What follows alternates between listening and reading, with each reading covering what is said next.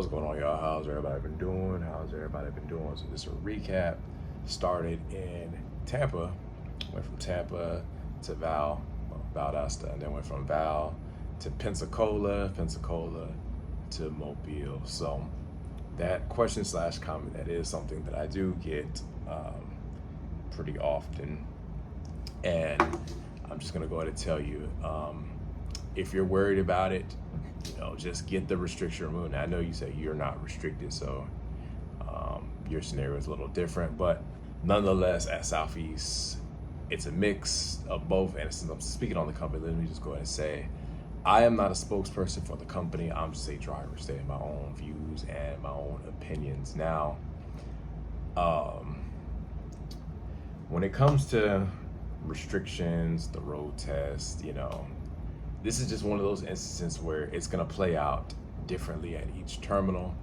Now, I know you're looking into Jacksonville. Now, I know Jacksonville has a mixture of both. Jacksonville is a bigger terminal, so of course they're going to have a mixture. And I know that they will not accept you with a automatic restriction. Now, when I say things vary, there's some terminal managers they're gonna say you can't have a restriction, and there's other terminals within the company that will take you with a restriction. Now, I've heard a lot of different scenarios. I've heard a lot of different stories where there's drivers that have a restriction on their license and they never had to get it removed. And then I've heard other stories where there's drivers that got hired with a restriction and they had to get it removed. So to keep y'all from wondering, like, are they gonna take me? Do I have to get it off? I'm just gonna encourage you, just get it removed. Just get it removed. That way you don't have to worry about it. I've heard instances where it's up to the safety manager, whether they'll take you on with it.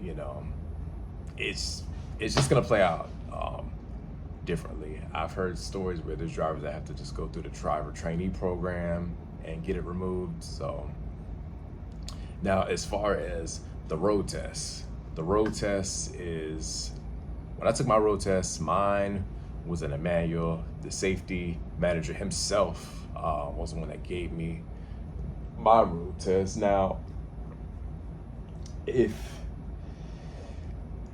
a good chance you're gonna be taking yours in a manual. Now, I've heard instances where there's drivers that took theirs in an automatic, so I'm just gonna go ahead and just say it's a 50-50 chance that it's gonna be in a manual, and there's the other chance that it'll be in an automatic. Now, when I came over here, I took mine, and man, I let them know straight up. I'm like, listen, I can drive a manual.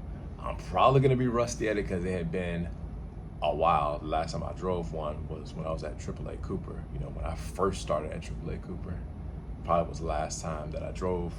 He told me straight up, like, it's fine. If I need to practice real quick around the yard, I can do that. So needless to say, I practiced. Now, I'd be lying if I said I was shifting like a pro, because I wasn't. It didn't play out like that. I'm not gonna lie. I grind gears. I stalled out. I did all that. It was it was an experience, but nonetheless, I still passed and I still made it back to the yard. So I say this to say this: don't stress the road test. Now, I'm not gonna sit here and say that it's okay to stall out 50 million times. Try not to stall, but if you do stall, don't panic, don't sweat it.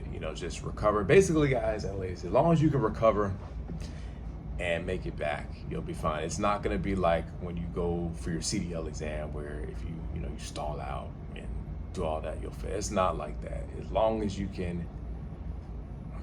long as they see that you got the concept of shifting, it's fine. You don't have to float gears. Now, I float mine, but you can double clutch, you can do all that. And yeah, now, as far as like the positions goes, if you're a line haul driver like myself, the chances of you seeing a 10 speed are slim to none. Now, I'm not gonna say that line haul drivers will never see one, because there is that chance. If you break down and they don't have any autos available, then you can bet your ass you're gonna get one of those E-Series and you'll be shifting your way back to whatever terminal you're heading to. Now, if you're on the city side, P&D, you have a higher chance of seeing a manual, because typically those manuals are city units that city drivers are going to drive. Now, I can't promise you that you're going to always be in an automatic every day. You know, one day you might be in an auto, next day you might be in a 10-speed. So it really just depends. Now, from what I've seen, you know, at my previous terminal, it's usually those old heads that are in those manuals. And yeah, so when you come over here, just know that it's going to be a mixture, and just also know it might be a terminal with all automatics. But again, if you don't take nothing from this video, I just encourage you, just get the restriction removed. Now, if you see this video, the one that asked this question, you know, good luck to you. Hopefully you get in. Great company, you'll like it. I've been to Jacksonville quite a few times. It's a great terminal, great group of people there. You'll enjoy it. All right, y'all. So I hope that answers your question. Anybody else that's been wondering, you know, about the autos and manuals. So as I always tell y'all, thank you to all my day one subscribers. Thank you to all my new subscribers. Appreciate all y'all. And as I always tell y'all, y'all take it easy and y'all stay safe.